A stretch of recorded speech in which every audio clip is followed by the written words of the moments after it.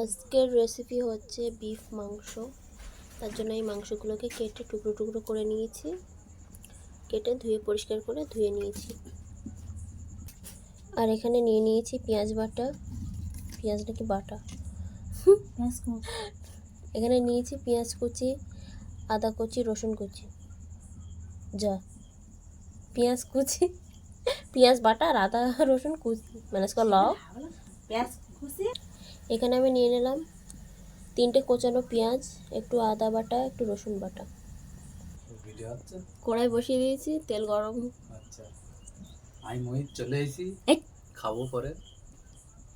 কড়াই বসিয়ে দিয়েছি,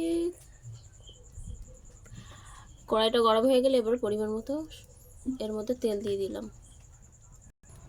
তেলটা গরম হয়ে গেছে, এর মধ্যে দিয়ে দেবো কুচিয়ে রাখা পেঁয়াজগুলো।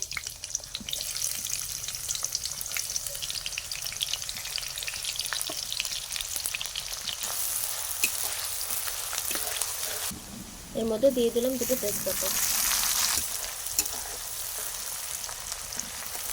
পেঁয়াজটা লাল হয়ে আসছে, এবার এর মধ্যে দিয়ে দেবো রসুন বাটা।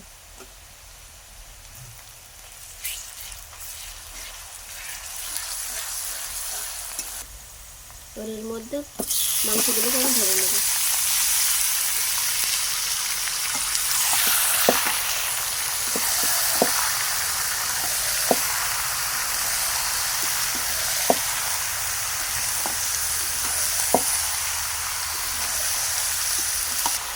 এর মধ্যে দিয়ে দেবো পরিমাণ মতো লবণ।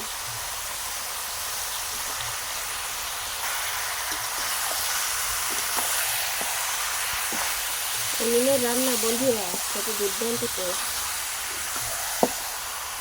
একবার উনুনে রান্না করে দেখবেন কত সুন্দর টেস্ট হয়। কোনো মশলাই দেয়নি এখনো, দেখুন বন্ধুরা, খালি নুনটা দিয়েছি, তাই এটার থেকে কতটা পানি ছেড়েছে দেখুন। পানিগুলো সব শুকনো হয়ে গেছে, পানিগুলো সব মরে এবার তেল বার হয়ে গেছে দেখুন বন্ধুরা। এবার এর মধ্যে দিয়ে দেবো আদা বাটা,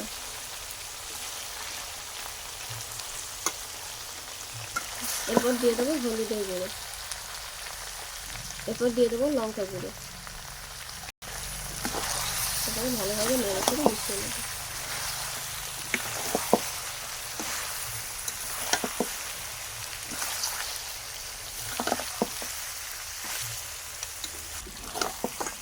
ভালোভাবে নেড়ে চেড়ে একটু কষিয়ে নেব। এবারে দিয়ে দেবো পরিমাণ মতো জল।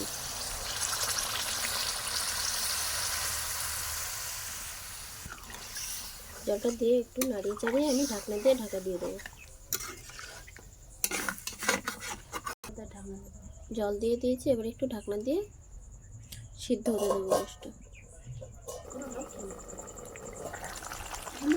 মাংসটা প্রায় হয়ে এসেছে, এবারে মরিচ মশলা দিয়ে নামিয়ে নেব।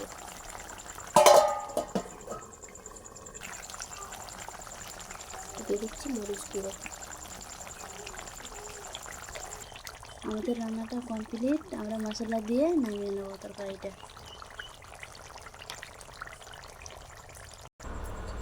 দেখুন বন্ধুরা, তরকারিটা হয়ে গেছে, এখন আমি নামিয়ে নিয়েছি। কত সুন্দর কালার এসেছে দেখুন, অসাধারণ। খেতে যা টেস্টি হয় না বন্ধুরা, এইভাবে একদিন রেঁধে খেয়ে দেখবেন, গালে চড় মারবে।